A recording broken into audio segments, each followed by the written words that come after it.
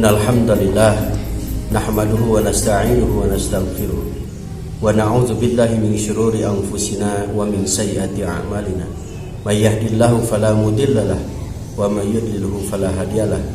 La haula wala quwata illa billah. Amma ba'da. Para pemirsa Cipanas TV yang berbahagia, kita akan lanjutkan pembicaraan kita tentang masalah pernikahan.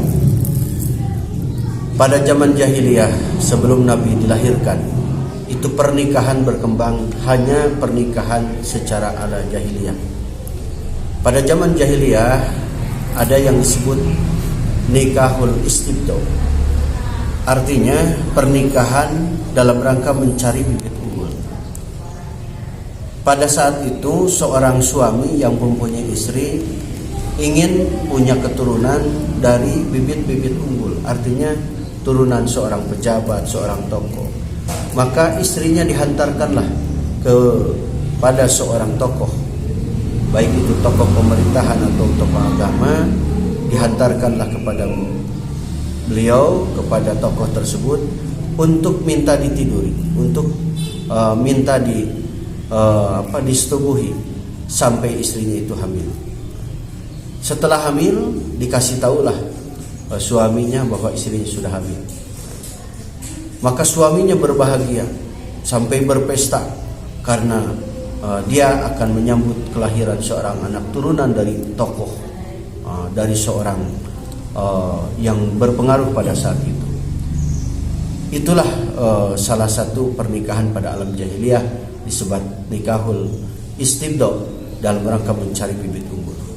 Yang kedua ada yang disebut nikahul jami. Nikahul jami itu seorang perempuan menikah dengan 10 laki-laki. Jadi laki-lakinya 10, perempuannya 1. Lalu secara bergantian ditiduri oleh suaminya yang 10 itu. Tanggal 1 misalkan si A, tanggal 2 si B, terus bergantian sampai si perempuan itu hamil.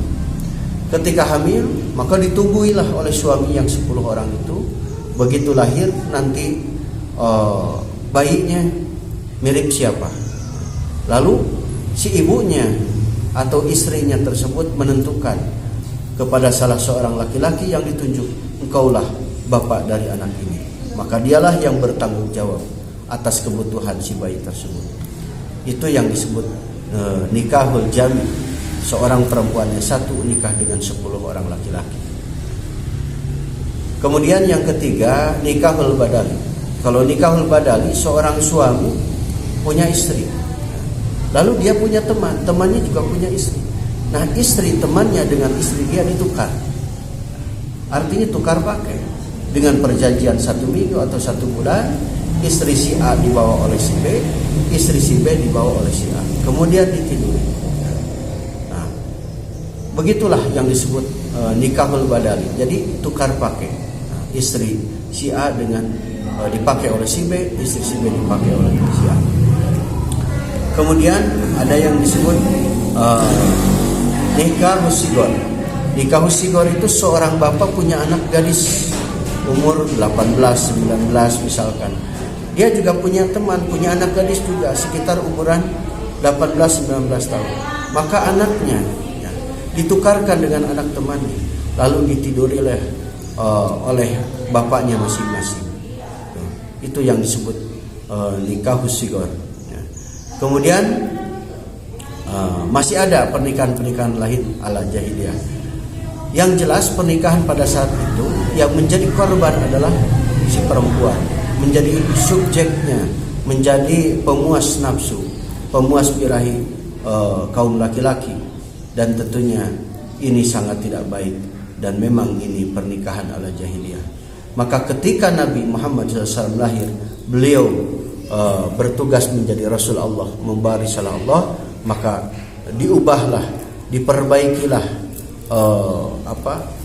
masalah pernikahan ini. Ketika pada masa jahiliyah pernikahan ini sangat begitu tidak baik, yang tentunya tidak sesuai dengan syariat Islam, maka Nabi merubah bahwa nikah adalah sesuatu yang suci, sesuatu yang sakral. Ini satu hal yang punya nilai ibadah luar biasa. Dan tentunya Nabi Muhammad sebagai pembaharu segala tatanan kehidupan manusia, termasuk dalam hal ini adalah pernikahan. Begitulah sekilas pernikahan masa jahiliyah, dan insya Allah nanti kita akan lanjutkan episode berikutnya bagaimana pernikahan menurut Islam, tentunya sesuai dengan syariat yang diajarkan oleh baginda Nabi Muhammad SAW, sesuai tuntunan Al-Quran dan Sunnah Rasulullah SAW. Demikian para pemirsa Sipanas TV yang berbahagia, semoga bermanfaat. Billahi fi sabilil haq walakum minkum.